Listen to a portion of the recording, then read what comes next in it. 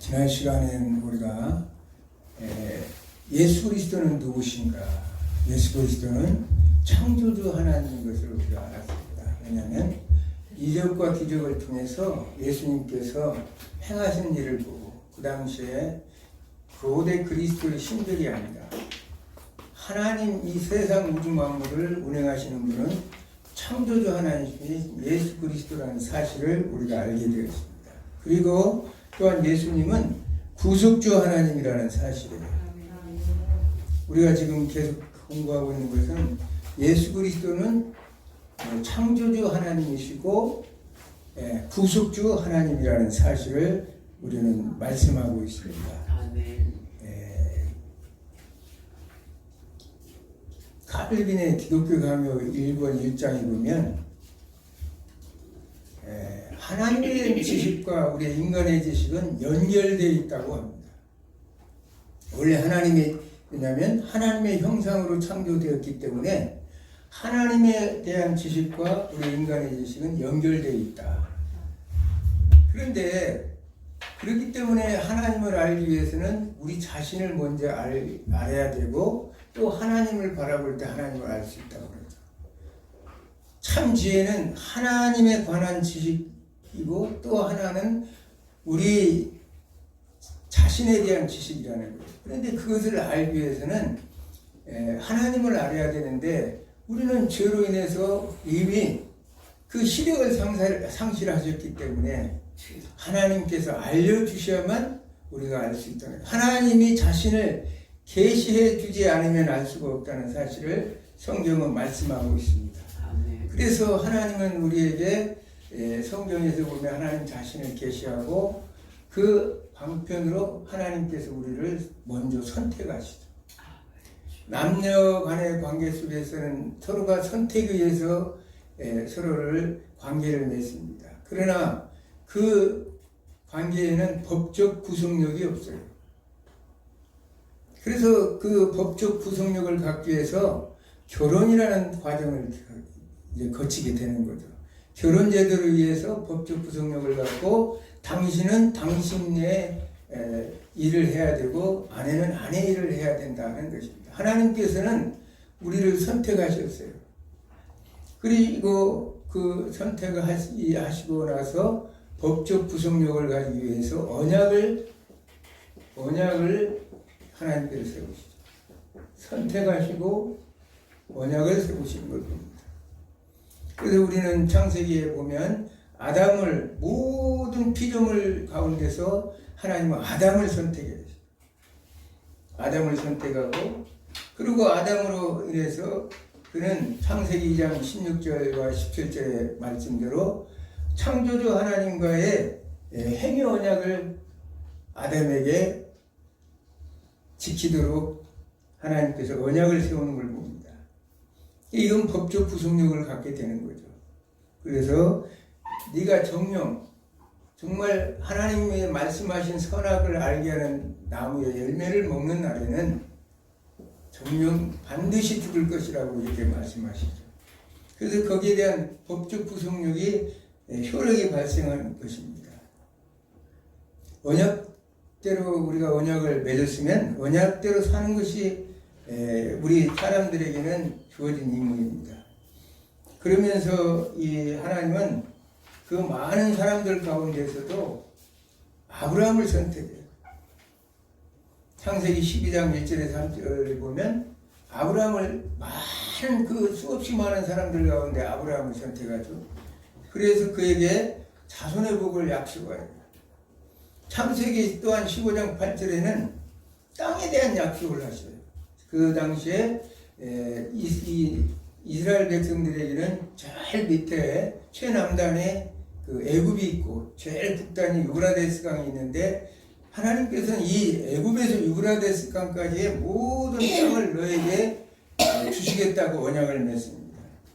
그러므로 인해서 그들은 출애굽기 19장에 보면 모든 민족 가운데서 또다시 이스라엘을 선택하시는 것을 봅니다. 하나님은 아담과도 언약을 맺었고 또 그 후에 아브라함과도 언약을 맺어서 하나님의 그 언약대로 인류의 역사를 이끌어 가시면서 또한 그 후손인 이스라엘 백성들을 통해서 언약을 맺어서 우리가 잘 아는 719장 5절에서 6절처럼 내 소유가 되고 또 제사장 나라가 되고 거룩한 백성이 될 것이라고 하나님께서는 언약을 맺습니다. 아멘. 이 구별된 거룩한 백성이라는 것은 모든 민족들 가운데서 특별히 구별돼서 거룩한 백성이로 선택되었다는 사실이에요. 그것이 그들에게는 엄청난 축복이죠. 그러면 오늘날 우리는 어떤 언약을 맺었을까? 오늘날 우리는 예수 그리스도는 아까 창조주요, 구속주요, 오늘날 현대 우리에게는 새 인류의 창시자라는 거예요. 새 인류의 창시자. 새 인류의 창시자로서 예수님께서는 우리와 언약을 맺는데 그 언약이 바로 누가복음 22장 20절에 나타난 피의 언약이에요. 예수님께서는 우리 땅에서 전적으로 부패된 우리 인생들을 예수님께서 초청하셔서 새 인류의 백성으로 인도하는데 우리는 그런 어떠한 자격도 갖추지 못했다는 거예요. 왜? 우리가 전적인 부패된 인간이기 때문에.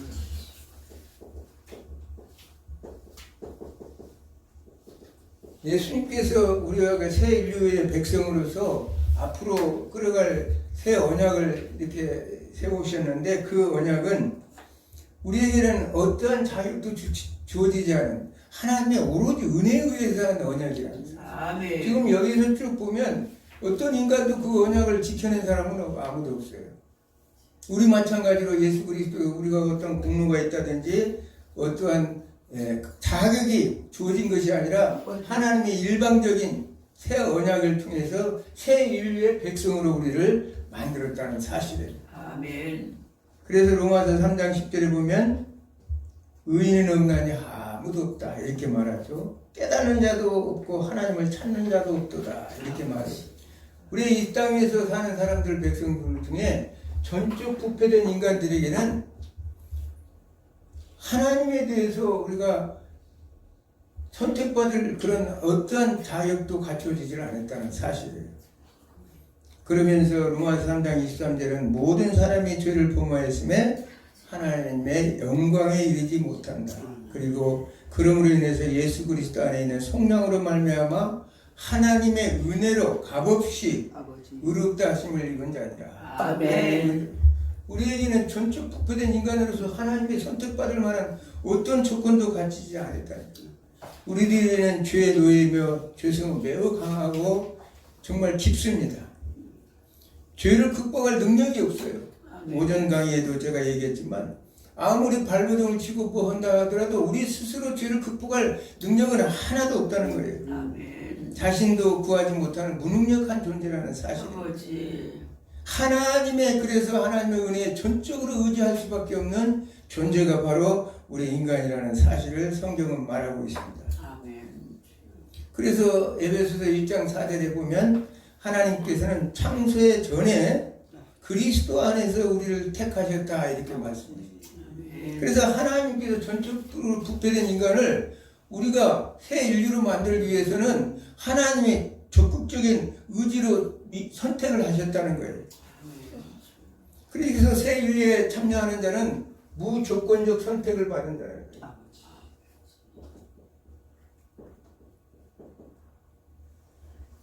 죄로 인해서 우리는 전적 부패된 인간이 어떠한 것도 우리는 새 인류의 구성원이 될 수 있는 자격이 없는데 하나님의 은혜로 값없이 우리는 무조건적으로 선택을 받았다는 사실. 과거에 아브라함이 그렇게 선택받은 것처럼 또 모든 피조물 가운데서도 아담과 하와는 아무런 자격이 없지만 하나님께서 가장 모든 피조물 중에 하나님 나라를 통치할 대리자로 선택해서 그 영광의 관을 그에게 씌워줬던 것처럼 하나님께서도 우리도 어떠한 것도 하나님의 정말 하나님께서 우리를 선택할 만한 조건이 안 되지만 하나님은 무조건적으로 하나님을 선택했다는 거예요. 그러면 하나님의 자녀가 어떻게 선택되는가? 새 인류에 참여하는 사람은 성령의 인도함을 따라 회개하고 예수를 믿는 자가 선택된다는 거예요. 아멘.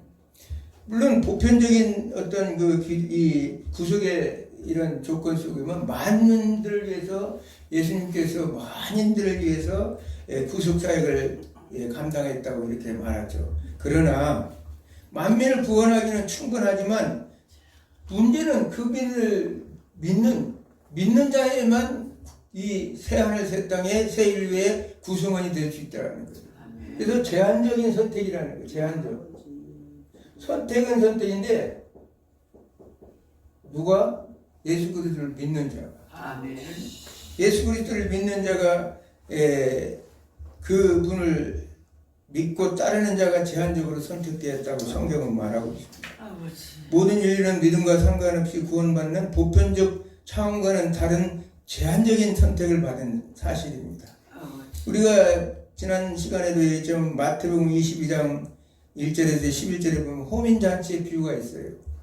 그래서 혼인잔 임금이 악한 자나 선한 자나 모두를 다 잔치상에 데려오라고 하죠. 그래서 잔치에 혼인잔치에 사람들이 가득 찼어요. 그런데 이 임금이 보니까 예복을 입지 않는 자가 있었다는 거예요. 예복을 입지 않는 자는 어찌하여 여기 들어왔느냐 보면서 그들을 바깥 어두운 데서 내어 쫓아서 거기서 이를 갈며 울미 있으리라고 성경은 말합니다. 그러면서 청함을 받은 자는 많되 택함을 입은 자는 적으니라. 하나님, 우리는 모든 인류의 이 모든 사람들이 보편적으로 다 구원받아서 정말 새하늘 새 땅에 들어가면 좋겠는데 다행히도 하나님께서 택함을 입은 자들만 들어간다는 거예요. 제한적 선택이 있었다는 사실이에요. 아버지. 우리가 칼빈의 5대 교리 중에 하나죠. 이 모든 것들은 하나님의 불가항력적 은혜에 의해서 불가항력적 은혜.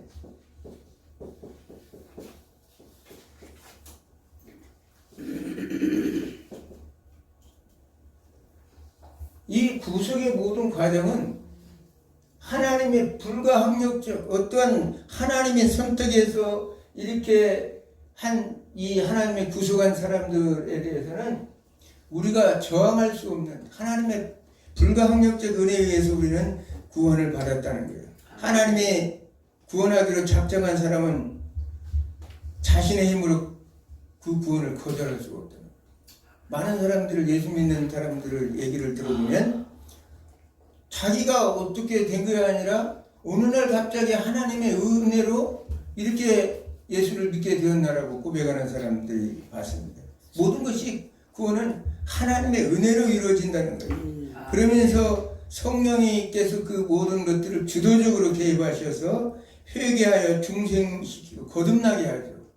거듭나게 하고 하나님의 그 사랑을 믿고 확신을 가지고 믿음에 의해서 구원을 받는다는 사실을 성경은 말하고 있습니다. 그래서 우리는 하나님 새하늘 새 땅에 우리는 하나님의 자녀가 되는 거예요.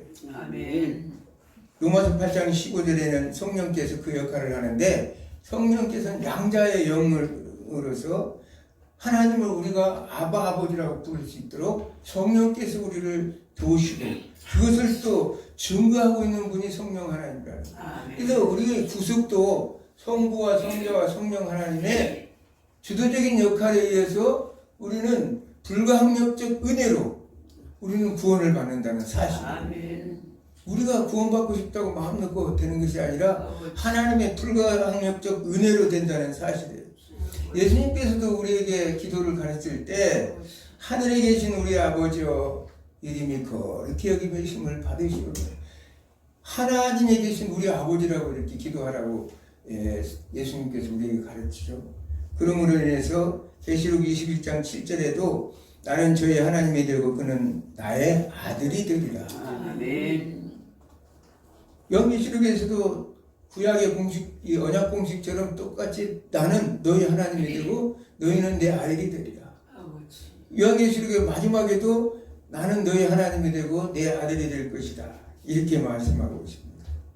그럼으로 인해서 이 구원은 하나님의 전적인 부패된 인간에게 무조건적인 선택을 통하여 그 중에서 하나님이 제한적으로 믿음으로 구원을 받는 선택적 그 은혜에 대해서 그 구원의 불가항력적 은혜에 의해서 이루어지고 있음을 성경은 우리에게 말하고 있습니다.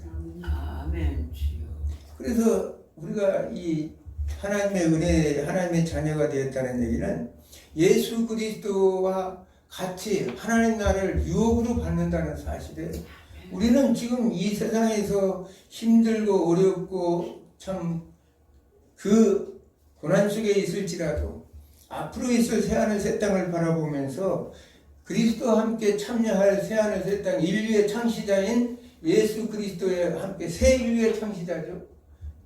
예수님께서는 이미 창조하셔서 모든 만물들을 창조하셨지만 인간을 창조하셨지만 이미 오신 예수님께서는 새 인류를 창시하는 창시자라는 사실이에요. 우리가 그걸 생각해야 돼요. 우리는 새 인류에 앞으로 참여할 백성이라는 자긍심과 긍지를 가지고 살아가야지 그런 마음과 믿음이 없으면 우리가 참 견뎌내기 어려워. 이 힘든 세상 속에서. 요즘 흔히 말로 창조주가 어디 있느냐, 또 구속주가 어디 있느냐. 지금 세상이 그러고 있잖아요. 완전 세상은 이미 사탄의 문화 속에서 사탄이 지배하고 있기 때문에 창조주에 대한, 구속주에 대한 그 신앙이 우리 믿는 사람들에게도 굉장히 힘이 됐어요. 이것이 바탕이 안 되면 우리도 신앙이 흔들릴 수밖에 없어요. 그저 교회 나오면 복 받는 비결이나 받아서 복이나 많이 받을까 그런 생각만 가질 수밖에 없어요. 우리는 새 인류에 예수님이 만드신 새 인류에 그 인류에 참여하는 백성답게 세상을 살아가야 된다는 거예요. 아까도 얘기했지만 언약을 맺은 백성, 이제 새 언약을 통해서 우리는 하나님 나라 백성이 됐죠.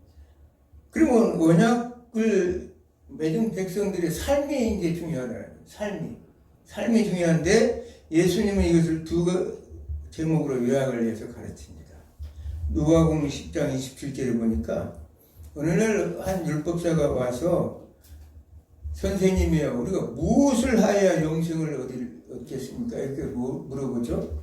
그러니까 너희가 마음을 다하고 목숨을 다하여 힘을 다해서 너희 주 하나님을 사랑하라. 그리고 우리 이웃을 내 몸같이 사랑하라. 이 모든 것들이 성경에서 가르치는 영생을 얻는 하나님께서 약속하신 그 율법인이라고 이렇게 말씀하셨어요. 하나님 사랑과 성경은 항상 하나님 사랑과 이웃 사랑을 얘기해요. 그러면 보이지 않는 하나님을 어떻게 사랑할 것인가? 바로 내 이웃을 사랑하는 이것이 나를 사랑한다고 지난 시간에 얘기했잖아요. 내 이웃을 사랑하지 나를 사랑하는 것이다. 하나님 나라의 통치의 삶은 하나님에 대한 헌신과 이웃사랑으로 나타나야 된다는 거예요. 하나님의 헌신은 우리가 어려운 게 없어요. 하나님의 말씀대로 순종하고 그 말씀을 묵상하고 기억하고 성령께서 우리를 깨닫게, 성령이 아까도 오전 시간에 얘기했지만 수없이 성령께서 말씀이 있다 보면 정말 그렇게 지혜롭게 모든 걸 깨닫고 알게 해줘요. 어떤 문제가 생겼을 때는 그 성경 구절이 생각나고 이 문제가 생겼을 때는 성령께서 이 문제에 성경 구절이 생각나요. 그래서 우리가 피할 것도 다 알려줘요. 어떻게 또 대처해야 할 것도 다 알려줘요. 그렇기 때문에 하나님의 말씀대로 순종하는 삶이 하나님을 사랑하는 삶인데 그것도 어떻게 나타내냐? 이웃사랑으로 나타난다. 왜 그러냐면 하나님은 사랑이시기 때문에. 하나님의 사랑의 반대는 우상숭배죠. 하나님을 사랑하지 않는 사람은 세상을 사랑하고 자신을 사랑하기 때문에 또 요즘에는 뭐 사람을 사랑하잖아요. 가수들 아이돌이라고 그러죠. 그건 우상이라는 뜻 아니에요. 그 뜻이 하나님 대신 사람을 사랑해요. 물론 사람 사랑해야죠. 근데 사랑이 아니라 그건 숭배로 나타나니까. 숭배로. 뭐 어느 목사님이 그 사람을 뭐 숭배한다고 얘기했잖아요. 너무 놀랬잖아요. 그 얘기 듣고 너무 놀랐어요. 그 숭배한 거예요. 숭배. 감히 있을 수 없는 얘기죠. 사람을 숭배한다는 건 우상 숭배입니다. 우리가 역사적으로 신석기 시대에는 아까도 우리 오전에 공부했지만 혈연 중심의 시족 사회예요. 이때는 모든 삶 속에서 공동체로 자체에서 생산하고 자체로 공동 분배하기 때문에 그렇게 빈부차이도 생기지 않고 또 어려움이 있으면 서로 돕고 돕는 그런 관계가 이루어지지만 이제 청동기 시대에 들어서면 어떻게 되느냐? 이제 부족과 부족을 구분하는 선민 사상이 생겨요. 이 선민 사상. 선민 사상이 생기다 보니까 결국은 여기서 계급이 발생하죠. 계급이 발생해서 이제 자기 개인적 사유재산을 소유하게 됩니다. 시족사에서는 같은 이 시족끼리이기 때문에 사유재산 개념이 아니라 공동재산 개념. 오늘로 말하자면 교회와 같은 공동체 개념이 이루어지는데 조금 뭐다 보니까 이제 사람 수가 늘어나고 세력이 분산되고 나누고 하다 보니까 우열을 가리게 되고 계급사회. 사람은 두 사람만 있어도 우열을 가린다고 하잖아요. 키재기를 한대요 다. 둘만 존재하는 사회 속에서도 네가 위냐 내가 위냐 네가 크냐 내가 크냐 이런 상황이 하다 보니까 결국은 이 여기에서 사유재산을 이제 소유하게 되고 결국은 이 문화와 문명이 발달함에 따라서 어떻게 돼요? 재물이 이제 만문이 되어버렸다는 거예요. 지금 우리가 이렇게까지 살 필요는 없는데 이 절차에 따라서 오다 보니까 사유재산 개념이 생기고 또 서로 간에 사람 간에도 계급이 생기고 하다 보니까 서로 그것을 소유하려다 보니까 이 돈을 하나님보다 더 섬기는 만물을 섬기는 그런 우상숭배가 되었다는 거예요. 원래는 하나님을 섬기고 또 인간은 자연 만물 간의 보존적 관계로서 상호 의존적 관계가 되어서 서로 잘 관리하고 다스리는 관계로 살아야 되고 하나님을 경외하고 말씀에 따라 순종한 삶이 되어야 되는데 지금은 어떻게 됐느냐? 이 문화와 문명을 따라서 오다 보니 이게 만몬이 돼서 위에 와 있고 또 어떤 사람들은 이 자연도 숭배. 지난번에 얘기했지만 창조 신앙을 잃어버리면 태양도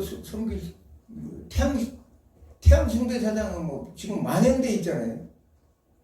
우리가 그 문화 이렇게 축제라는 거 이런 것들 보면 태양 숭배 사상이 굉장히 심해요. 지금도 이 하나님 나라의 질서가 다 파괴되고 있어요.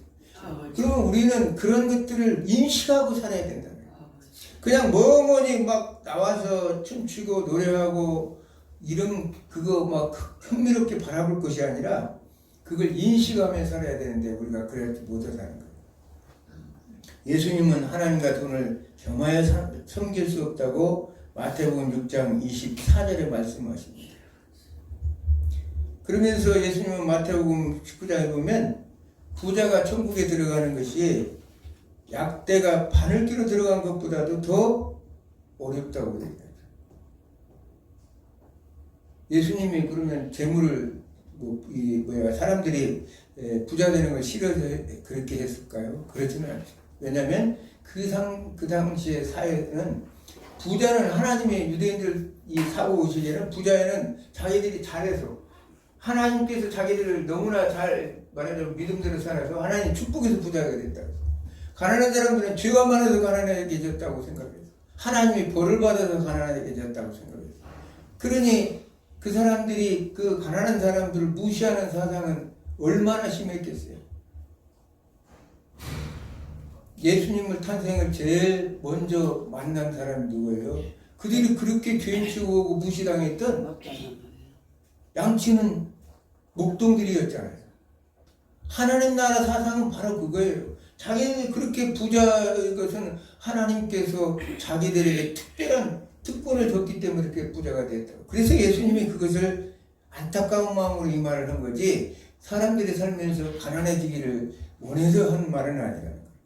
우리가 잘 아는 디모데전서 6장 10절에는 돈을 사랑함이 일만하게 뿌리가 된다고 이렇게 말해요.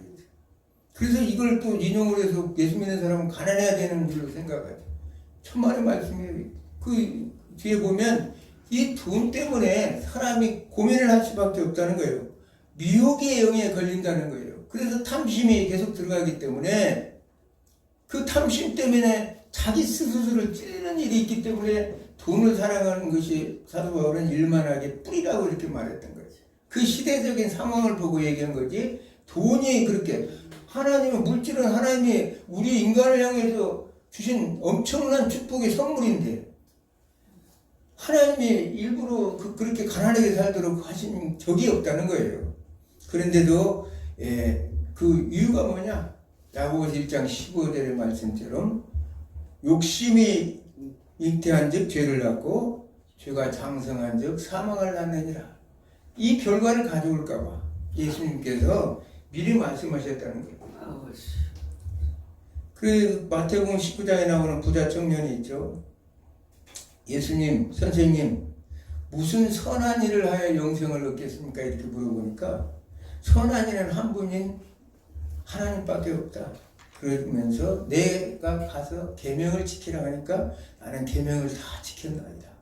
그래? 그러면 네가 재산을 팔아서 가난한 자들에게 좀 나눠줘라. 이렇게 얘기하니까 그가 근심하면서 돌아갔다고. 근심하고. 교회 와서 11조도 드리고 주일성수도 잘하고 다 했다는 거예요.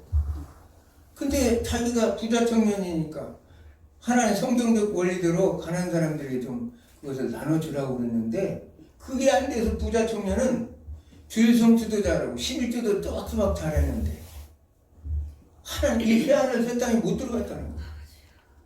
심각한 얘기죠. 하나님 나라는 거기에 교회 안에만 머물러 있는 것이 아니라 온 교회 밖의 세상 속에서 하나님 나라는 여전하게 동일하게 이루어지고 있는데도 교회 안에 그 틀 안에서만 갇혀서 하나님 나라의 본질을 제대로 알지 못하고 했던 이 부자 청년은 결국은 천국의 소망을 완전히 저버리고 이제는 아무런 가서 열심히 신앙생활을 몇십 년 했고 11조도 꼬박꼬박 냈는데 예수님이 생각으로는 너는 아무래도 영원한 천국에 대한 소망이 없구나 이렇게 말씀하셨다는 사실입니다. 그 중에 이제 한 사람이 있는데 누가복음 19장에 나오는 잘 아는 세리장 삭개오가 있어요. 잘 알죠? 세리장 삭개오. 세리장 삭개오는 뽕나무에 있다가 예수님 온다는 것을 알고 뽕나무에 올라가가지고 이제 예수님을 내려오라 해서 만났죠. 그러면서 하는 말이 내 소유의 절반을 주겠습니다. 이렇게. 절반을, 자기 소유의 절반을 나눠주겠대. 세리장이라면 가장 그 당시에 죄인 취급을 받고 천대받았던 직업이에요. 성경에 세리 나오잖아요. 근데 예수님께서는 그래서 이제 삭개오의 집에 가서 이제 식탁 교제를 하면서 할 때 내가 다른 사람의 것을 조금이라도 취한 것이 있으면 내가 4배나 갚겠다고 그렇게 얘기해요. 그러니까 예수님께서 너희 집에 이제 구원이 이르렀다. 아니 아까 부자 청년은 11조도 잘하고 주일 성수도 잘했는데 새하늘 새 땅에 못 가고 이 세리장이라는 이 삭개오는 말씀, 성경의 본질적인 말씀을 제대로 알았다는 거예요. 그래서 그 말씀대로 행했더니 너희 집에 구원이 임하였느니라. 왜? 그런 유대인들이 볼 때는 깜짝 놀랄 수가 없고. 왜? 쟤는 죄인 중에 죄인 아닌가? 어떻게 저런 사람을 같이 식탁 교제를 하고 그 집에 아브라함의 후손이라 일컬음을 받을 수 있는 그런 축복을 받겠는가? 그 당시에는 잘못된 인식이 있었어요. 왜? 세리들은 그 조세 징수권을 가지고 있었어요. 그러니까 로마 자체가 세금을 징수하는 게 아니라 이 삭개오 같은 사람들에게 조세 징수권을 줘요. 그래서 얼마만큼 세금을 우리에게 바치라 얘기를 해요. 그러면 그 세리들이 그 세금을 징수권을 가지고 사람들 각각 집집마다 세금을 걷어요. 그래서 이제 그것을 로마에 이제 내고 자기는 이제 그 나머지를 먹겠죠. 그런 나쁜 그런 습관이 있었기 때문에 아마 이제 유대인들 입장에서는 셀이라면 유대인의 적으로 생각했을 거예요. 근데 예수님은 그렇지 않아요. 그 삭개오의 마음을 봤다는 거예요. 아멘. 세상에 떠도는 뭐 그렇게 의인처럼 의롭게 행동하는 그런 거룩거룩한 몸만 그렇게 거룩하게 다니는 게 아니라 세상 사람들이 비웃고 조롱한 것 같았지만 삭개오는 그 마음이 자기가 남은 것을 취한 것이 그렇게 해서 세금을 억울하게 과세한 거 있으면 내가 4배나 갚겠다고 얘기해요. 그러니까 그 마음을 보시고 예수님께서는 그 중심이 이미 하나님을 사랑하고 이웃을 사랑하는 그 마음이 있다는 걸 알고 내 집에 구원이 이르렀다고 예수님께서 말씀하시는 거예요. 아멘. 하나님 나라는 그런 사람들에 의해서 새 인류의 앞으로 미래에 그 새 인류의 새 백성이 되는다는 사실을 성경은 우리에게 말하고 있습니다. 그러므로 인해서 그런 그 삭개오는 성령님과 교제를 나누시고 천국의 소망을 갖게 되는 놀라운 축복을 누렸다는 사실이에요. 아멘. 우리는 여기서 누가 빠지면 안 됩니까? 사탄이 빠지면 안 되죠? 늘 얘기지만 우리가 이렇게 해서 구원받았다고 해서 우리가 항상 행복하고 즐거운 아니잖아요. 왜냐하면 우리의 삶 속에서 암이나 각종 질병, 노화 등에서 우리는 해방되지 못해요. 왜? 구속이 완성되지 않았기 때문에. 그래서 하나님은 성경은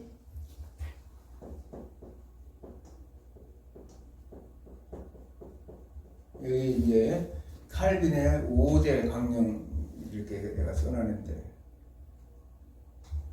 성도의 견인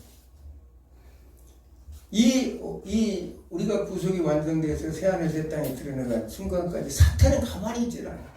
어떻게든 우리를 넘어뜨리고 별의별 수단과 방법을 다 가리지 않고 우리를 공격한다는 사실이에요. 그렇기 때문에 가는 그동안까지 우리는 성화의 과정을 거치는데 연단과 연단을 통해서 이기면서 승리해서 마지막 저 새하늘 새 땅까지 가는 거예요. 근데 그 이기고 이길 때까지 뭘 하느냐? 하나님께서 도우신다는 사실. 아멘. 하나님께 이제 야훼라는 이름 자체는 to be, to live, to become의 의미가 있다고 그랬어요. 이게 to become 하나님께서 목적하신 대로 우리를 이렇게 제한적으로 선택한 우리를 하나님의 목적까지 우리를 to become이 되게 끝까지 도와서 저 새하늘 새 땅까지 인도하신다는 거예요. 근데 우리 혼자의 힘으로 사탄을 싸워 이길 방법은 없어요. 늘 성령의 도우심을 따라 하나님의 말씀을 통해서 우리는 이기고 싸워서 저쪽으로 가는 거지. 계시록 7장 14절의 말씀처럼 환난에서 나와서 환난에서 나온 자가 14만 4천이 되는데 예수 그리스도 피로 씻어서 정결케 된 자가 새하늘 새 땅에 들어간다는 거예요. 그냥 예수만 믿으면 마음 놓고 모든 것이 다 이루어지는 건 아니죠.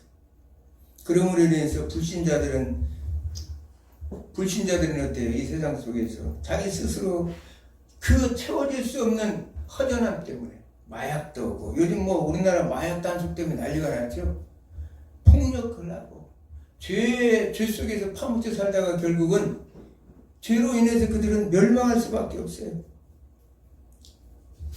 하나님 나라는 지금 너무나 참 사탄의 도전을 계속 받고 있습니다. 이걸 우리는 영적으로 눈을 뜨고 바라봐야 돼요. 아멘. 예수님께서는 라오디게아 성도들에게 야 제발 차든지 뜨겁든지 둘 중에 하나 해라. 왜 그렇게 미지근하냐? 예수를 믿고 교회도 나가고 11주도 오는데 뭔지 도대체 네 정체는 뭐냐? 이렇게 물어보세요. 어디를 거기로 다니니 나는 크리스찬이라고 당당하게 얘기할 그런 배짱도 없다는 거예요. 안타까운 일.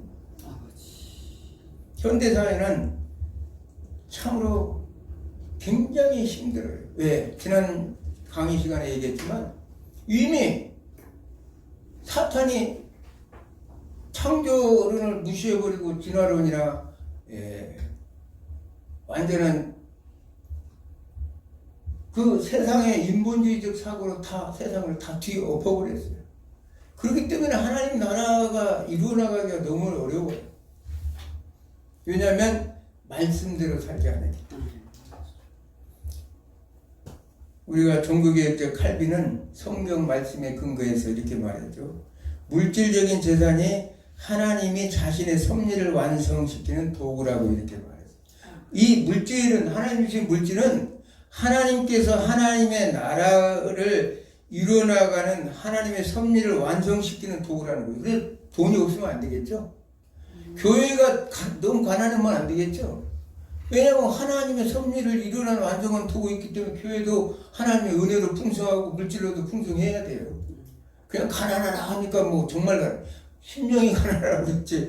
돈도 가난해서 찔찔 보고 맨날 비워줘요. 임대료는 언제 줍니까? 이것만 하라는 얘기 아니에요. 하나님, 그런데 그것을 이제 얘기한 사람이 1920년에 막스 베버라는 사람, 사회학자 막스. 이 프로테스탄트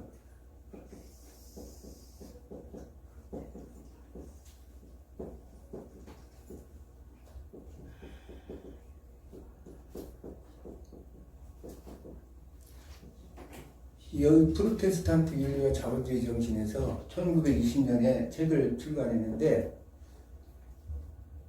가만히 서구 문명이 이렇게 발달된 그 이유를 보니까 이 기독교 정신에 있더라는 거예요. 기독교 정신에.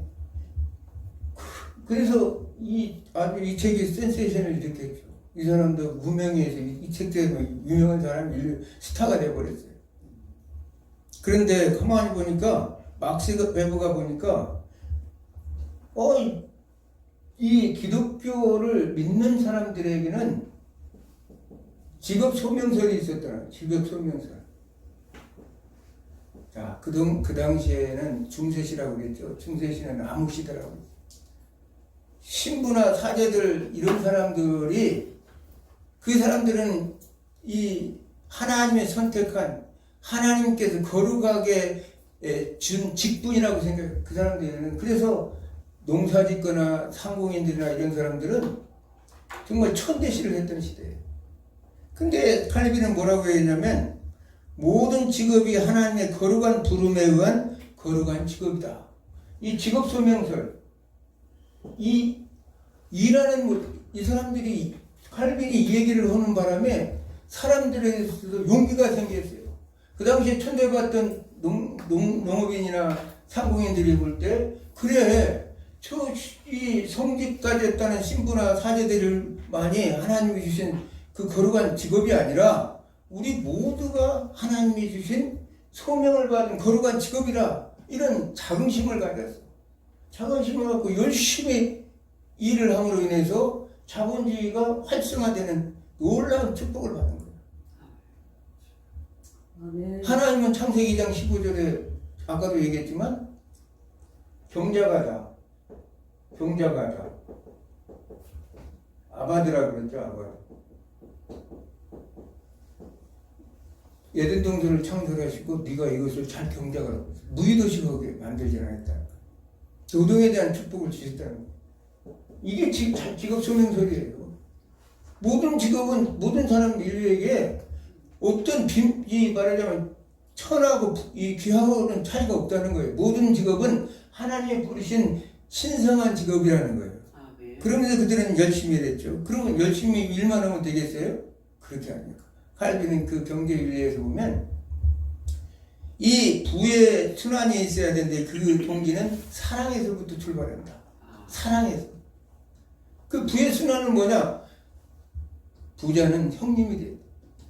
큰 형님이 돼서 가난한 사람들에게 나눔을 통해서 형님 노릇을 해야 되고 가난한 사람들은 부자들의 이웃이 돼야 된다는 거예요.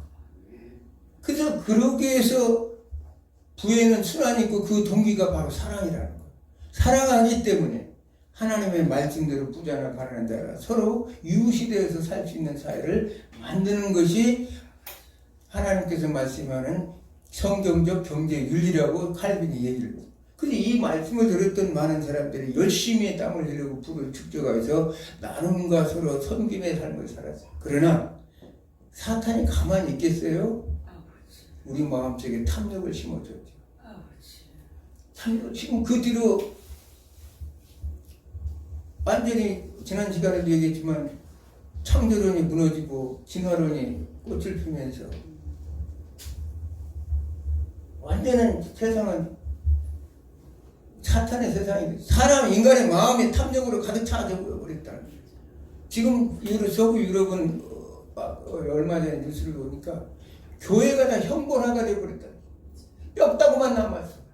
그 거대하고 큰 교회들이 다 앙상하게 뼈만 남아서 사람이 없어. 어마어마하게 잘 지어놓은 교회에 사람 10명, 20명씩 와서 예배를 드리니 유지할 수가 없어.